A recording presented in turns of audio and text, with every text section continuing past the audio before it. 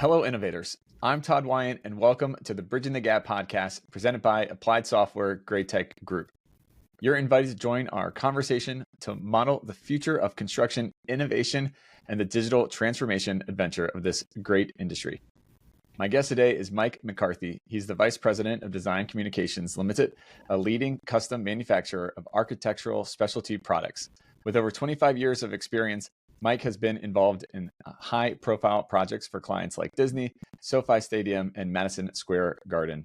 A graduate of UMass Dartmouth, he is also active in various professional organizations, including SEGD and the Massachusetts Business Roundtable. Welcome to the show, Mike. Well, thank you for having me. How are you doing today? Doing well. Looking forward to the conversation here today. So to set the scene and the table, I always like to get people's kind of origin story. How'd you get into the industry to begin with? Sure. So when I was a kid, I loved to draw. And so I sort of came up as an art kid in high school. And when I went to college, I wanted to sort of add something to that. So I ended up double majoring in art and mechanical engineering. And so at the time, I thought I wanted to do like Jurassic Park robots and stuff. This was, during that sort of era, animatronics and all those different things. And as I was graduating, I was sort of applying, and I applied to DCL, Design Communications, where I work today, and got hired the day after I graduated college, which was very, very fortunate for me. But at DCL, we really combine art and engineering. So that background was really perfect for that, because it's kind of what we do every day is sort of combine the building and technical world with an art vision and a vision of design and so forth. So understanding those two worlds worked out perfect. And fast forward 25 years later, and here we are today.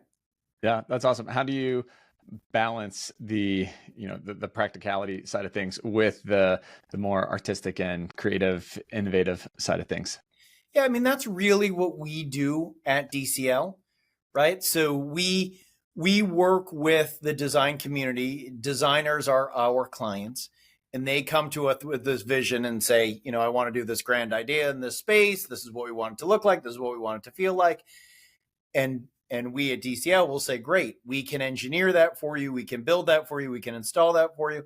And we can figure out what all the practical challenges are going to be. Mm-hmm. How are we going to connect that to the building? How are we going to use that in the space? How are we going to, suspend that in the air? How are we going to do all those different things so that when the end user comes in, they just see the magic that the designer envisioned. They just get the overall impression of the design of the space and are taken away with it. And we figure out the rest. And, as part of that, we work directly with the contractor to say, okay, here's how we're going to do it. Here's how we're going to get in. Can we attach to these I-beams? Can we put blocking the wall? What do we need to do to coordinate for what will be the experiential graphic elements that are part of this space as it comes to completion? Yeah. So there's a lot of different kind of stakeholders involved there. One of the things we talk about a lot on Bridging the Gap is the communication and the collaboration that's needed across different stakeholders. What's the workflow and the process like? How do you get everybody's opinion kind of heard and everybody's buy-in up front? Yeah. So for us, we'll generally be approached by a designer. Again, those are the people we have the relationships with, and they will have usually gotten a job with an owner who says, hey, we want to do something like this in this space. And then, as I mentioned, we'll go through and engineer it. But then we know that we have to start coordinating with the people that are building the building.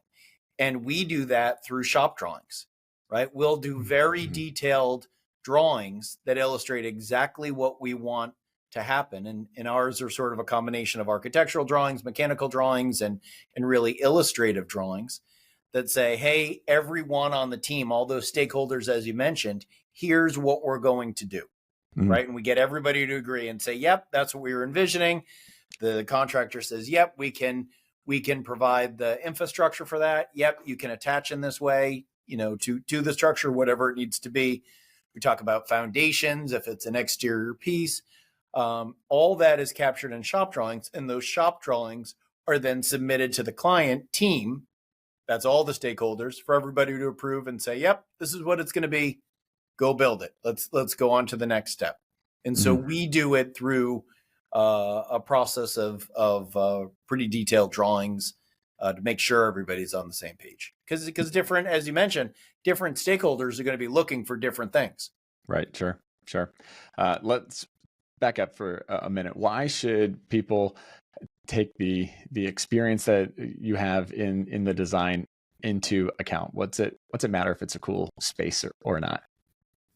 Well, I think that what the experiential graphic design industry, which is sometimes called the environmental graphic design industry, I think what they're really looking for is how does the end user feel in that space, right? Whether it's an airport or a hospital or a store, retail environment, or even a corporate setting, being mindful of what the end user, the people who are going into that space, are experiencing is really important. It's important to make a space that people want to be in, that people are inspired by or don't mind returning to, or maybe in the case of the hospital, the space is maybe making the best of what can be a really challenging situation, right? If it's a children's hospital, if you're having a lot of problems, and that space that you're in is as soothing and welcoming as possible, that can make a huge difference. If it's easy to find your way, and the signage and the wayfinding is making it less confusing and scary, and it allows people to interact with their environment easier, and it helps them move through the space in a more efficient way. I mean, there's so many reasons why it's such an important aspect of designing a really useful and a space that people want to go to and be a part of. Yeah. How does having that kind of vision in mind of the actual use case of the space in the building, how does that impact then the engineering that is kind of goes behind the scenes? Well, everything needs to be engineered, right? I think that anybody who's built anything in their life thinks, all right, well, how are we going to make this stay together? How are we going to hold this up? And if you're dealing with a building and a space, how are we going to make this safe for everybody?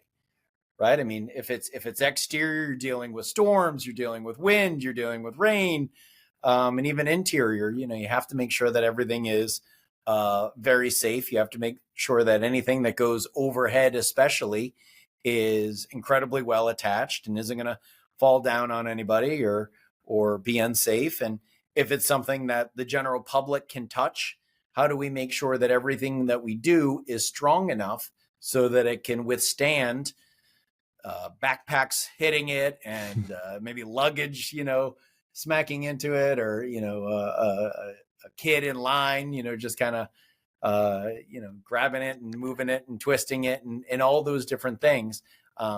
Everything needs to be engineered so that it can live up to the demands of whatever the building or space might throw at it. Yeah. Can you share some examples of where the kind of experiential design side has it really had a significant impact on the project overall? Yeah. So we do a lot of stadiums. We do a lot of work right now. We're doing a lot of work with the NFL and so forth. And, things age quickly. And so you have a new stadium, and then all of a sudden 5 years, 10 years might go by, and you think, oh man, now we're either we're in the middle of the pack of age, or we're older, or whatever it is. And you say, hey, let's put some focus into the experiential design, as you say, or sort of making the stadium feel a little bit more upgraded or current, up to date.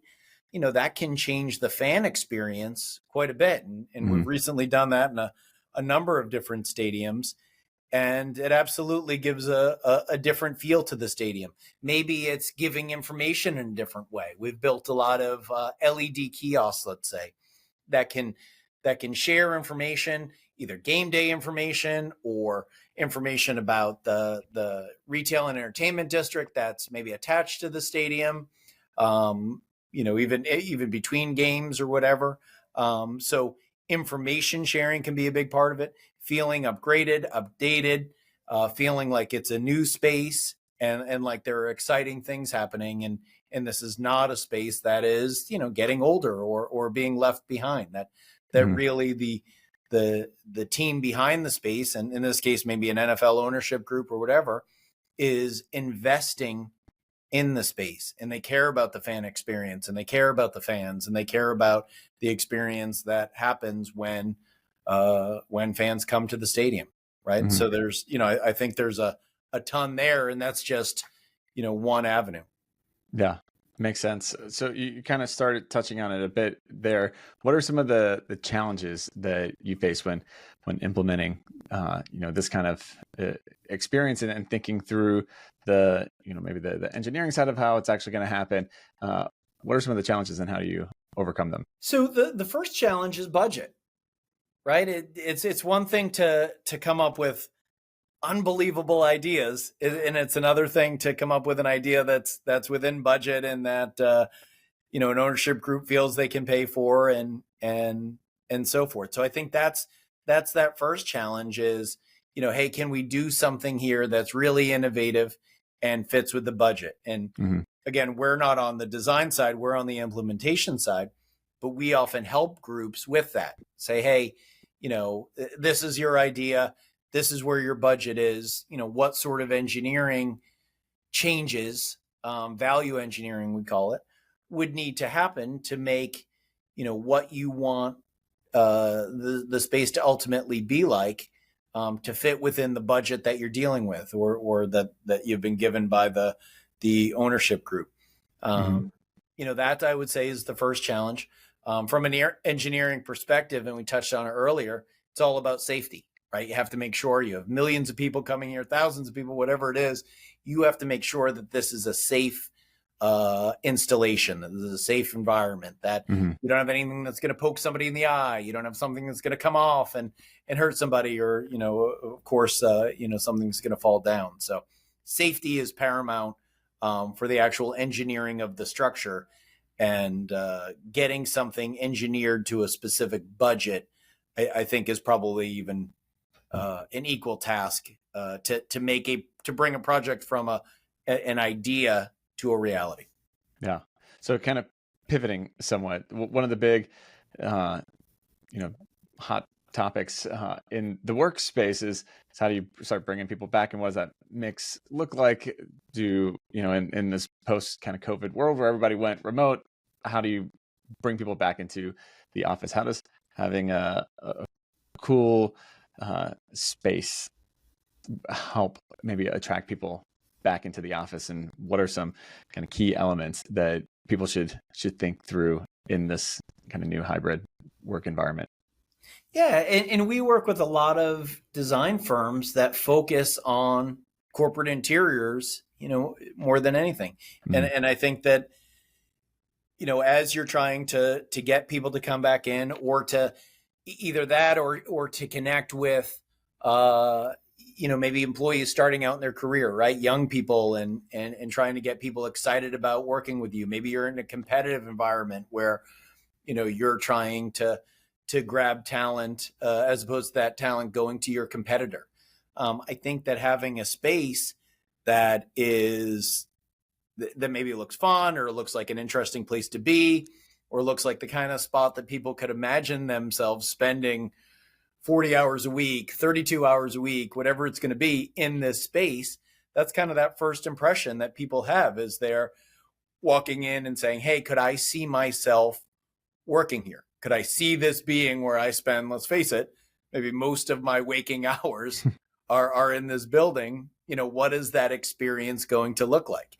And if your space is drab and tired and depressing looking, and somebody else's is fun and exciting and innovative, and it looks like exciting things happen there, then they're probably going to lean towards the more exciting space, because again, you're there for such a a large portion of your of the hours you're awake. So it's really, I think, a big factor, and especially going back to how we're attracting new employees or people starting out in their career, right? They may have a completely different sort of set of things that they're looking at to check off for a building.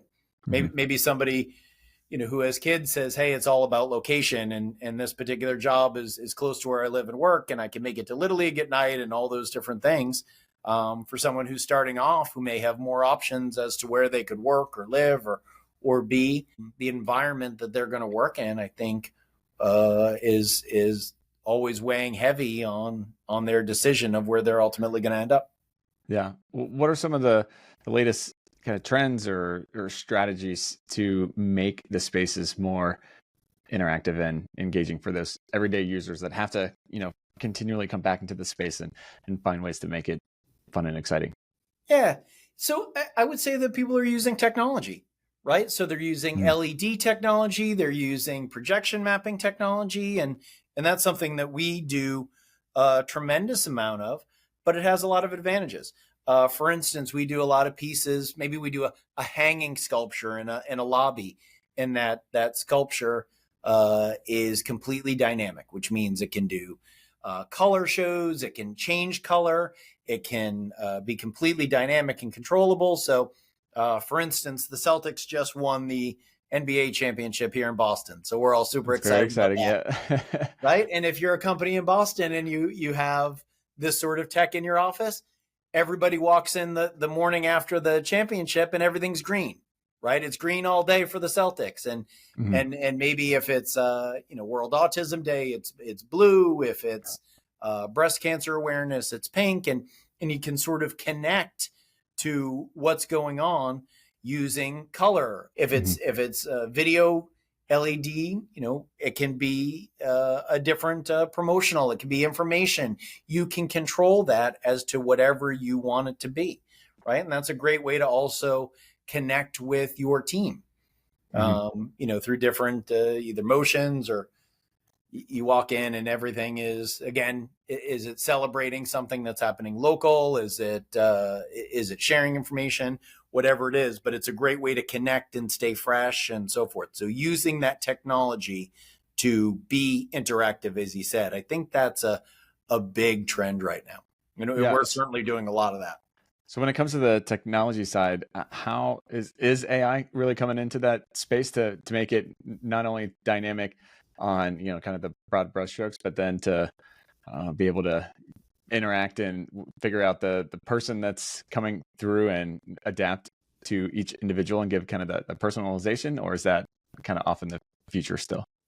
Yeah, I think a little bit of both.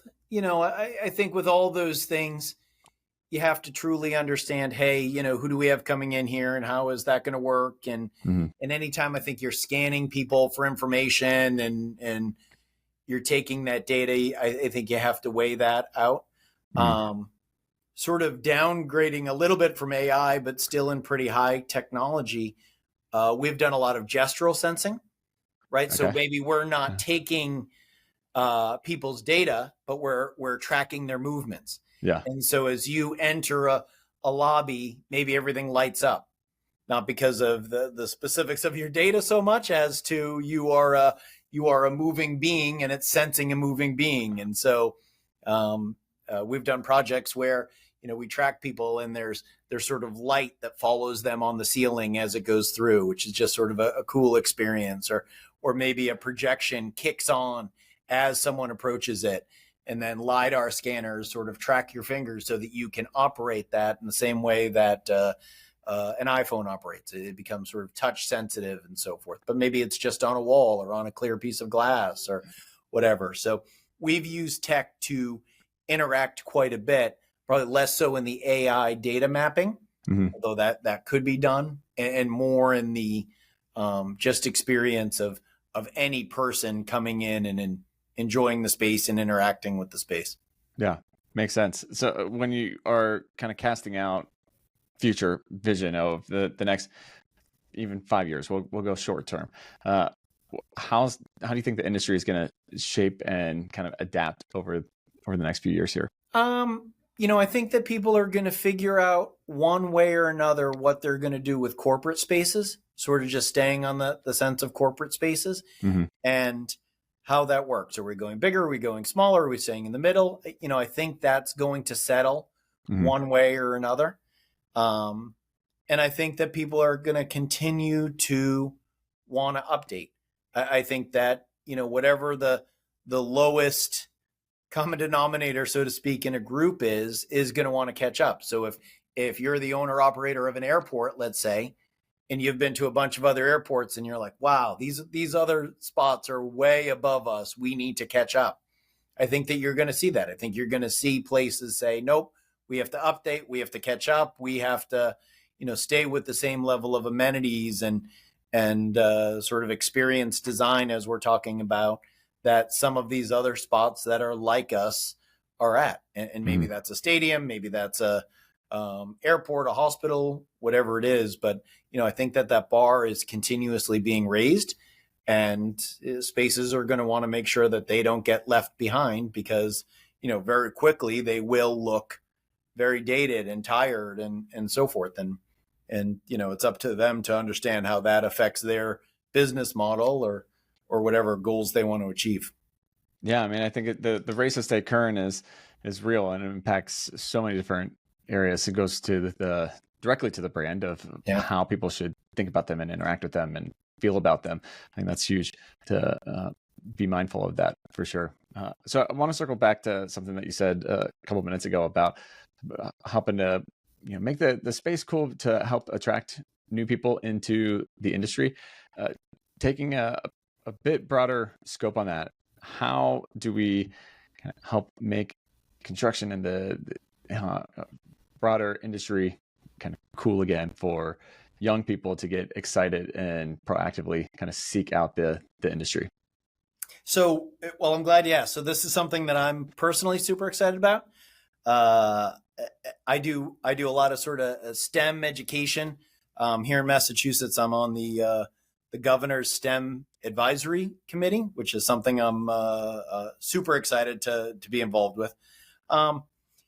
And so when we look at STEM, there's a lot of STEM education, and that's exciting. And I think that even, here in Massachusetts, and I know across the country, we try to start that early, and there's focus on, computer programming and coding and life sciences, and all of those things are fantastic. But I think there's a lot of kids out there who like to make stuff, right? When we started off, I started saying I was a kid who liked to draw. There are kids out there who like to draw, who like to build, who like just sort of putting things together. And I think one of the key things that I always try to promote and illustrate in when I'm presenting to a class, or if we're having a tour here at our facility, is, making stuff is STEM as well. STEM, or what I really like to promote, is STEAM, which is science, technology, engineering, art, and math. But there's STEM or STEAM in everything, right? There's engineering in everything. Everything goes together. As soon as you're building something, as soon as you're making something kind of stand up or hold its own weight or be strong enough, you're doing engineering, and that's math, that's STEM. So not making STEM scary or unattainable to a lot of kids, and showing them, hey, it can be making things, it can be putting things together, it can be construction. All of that is part of the STEM world. I think opens it up to a lot of kids who may have just turned it off and said, nope, I'm not a STEM kid. I don't like that kind of stuff. All right, well, not necessarily. If you like building stuff, you like making stuff, you like Legos, right? That's STEM. And even sort of connecting it back to Legos, that's building stuff, that's making stuff. And there are so many kids who love that, but may otherwise be sort of intimidated by STEM.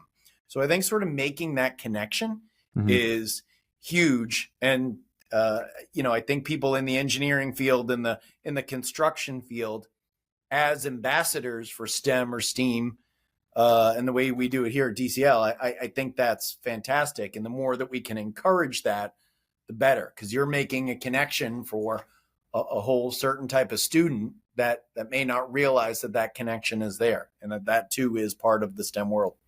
Yeah, I love the concept of making it attainable and relatable and getting it to kids early. I think Yeah.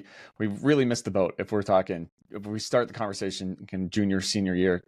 They've already have their bias in place and kind of the roadmap already laid out. We got to move that timeline up a Yeah, lot more to make it cool.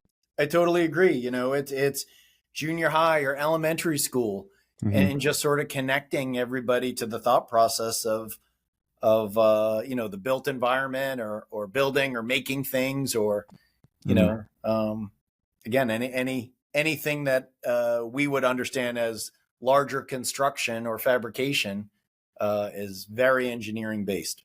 Yeah. Are there certain times or areas where you see the light bulb kind of go off and the eyes get bright with excitement more than others?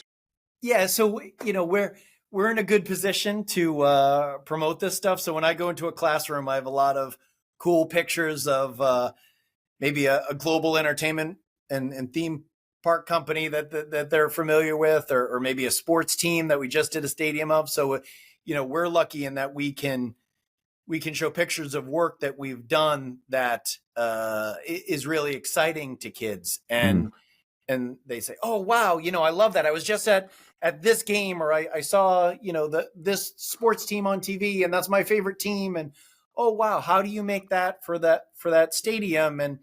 And how do you build a stadium? How do you make that stuff?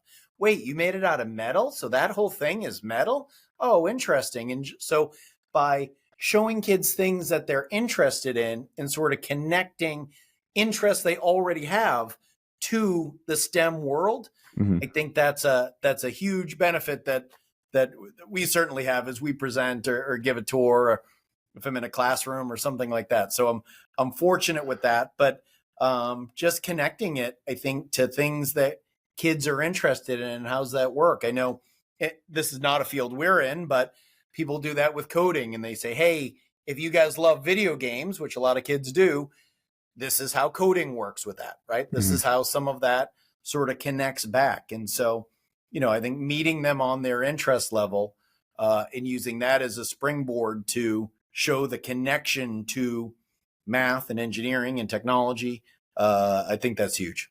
Yeah, love that. So as we start to kind of land the plane here, a couple rapid fire questions for you. What is the phrase modeling the future? What does that kind of mean and look like to you? I think it's always adapting, right? I think that we may have one idea of what the future is going to be. And then the closer we get to whatever we presume is the future at the time, the more that we adapt to, okay, it's not what I thought it was going to be. It's going to incorporate this, or it's going to incorporate that, or, we need to use these other advancement or forces to now envision a new future that is always sort of changing based on our present. Love it. So similar vein, what does innovation mean to you? Innovation, I when I think of innovation, or people who have come up with great innovations, I would think, boy, there's somebody who really knows their field. They know what they're doing. And they probably had great people who showed them, that industry or whatever it is. And then they took the next step, right? They learned from others. They learned from what had been done. And they said, okay, well, if we use these principles, and we already know about A, B, and C, so, now it's just a jump and we can get to D. And, I think looking at that and sort of going back to our earlier conversation about getting young people involved and helping kids get in the industry, new eyes and new thoughts and people's fresh takes on things are where you get innovation. And to do that in any particular industry, be it construction or otherwise, you have to first show people what's been done before. How did we get to the point that we're at now? And then from there, how can everybody sort of look into how we can innovate and get to the next step?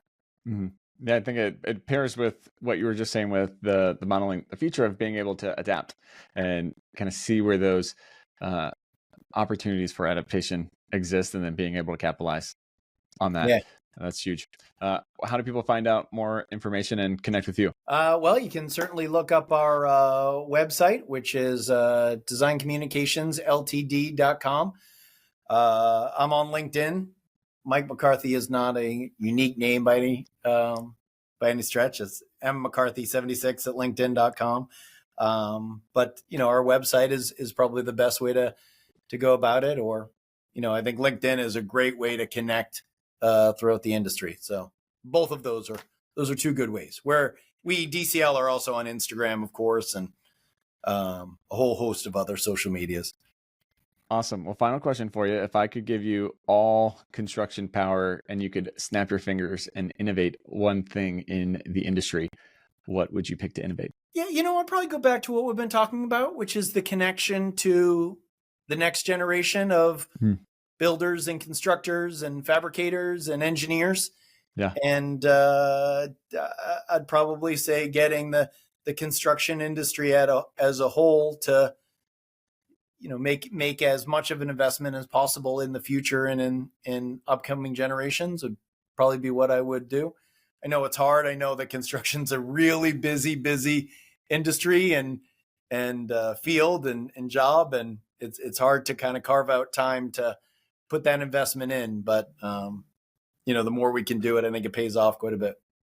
Yeah, absolutely. Mike, thanks so much for taking the time and joining the show today.